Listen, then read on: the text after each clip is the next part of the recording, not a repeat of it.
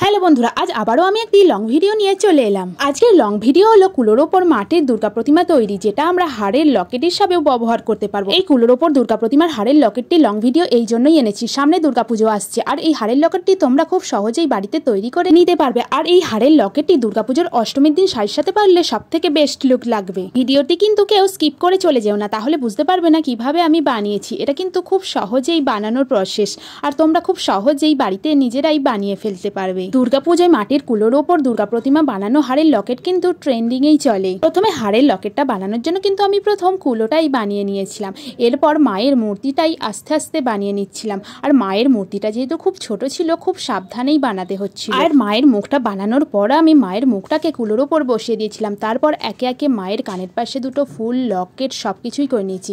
এরপর কুলোর ওপর দুর্গা প্রতিমাটা বানিয়ে নেওয়ার পর সেটা তুলির সাহায্যে জল দিয়ে ভালো করে পালিশ করে নিয়েছিলাম।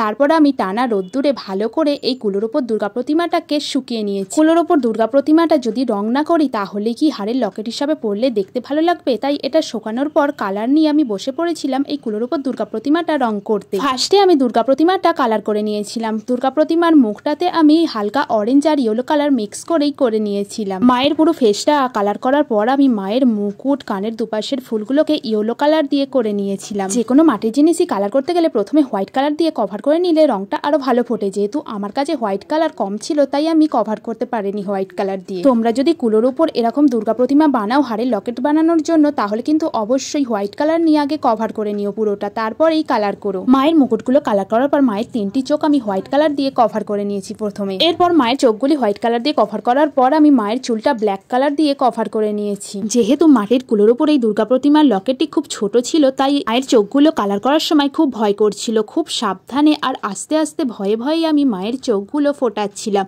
তারপর মায়ের চোখগুলো ফোটানোর পর দেখলাম না খুব একটা খারাপ লাগছে না। আমি এটা দুর্গা মূর্তি বানিয়েছিলাম বলে চোখগুলোতে আমি প্রথমে হোয়াইট কালারের ওপর রেড কালার দিয়েছি, তার উপর আমি ব্ল্যাক কালার দিয়েছিলাম। এরপর মায়ের চোখের মণিগুলো ব্ল্যাক কালার দিয়ে করে নিয়েছিলাম। দুর্গা মায়ের চোখগুলো কালার করার পর আমি মায়ের ঠোঁটটা আমি রেড কালার দিয়ে করে নিয়েছি। এরপর আমি মুকুট ও ফুলের সাজগুলোকে ইয়েলো কালারের ওপর আমি রেড কালার দিয়ে কিছুটা ডিজাইনও করে নিয়েছি।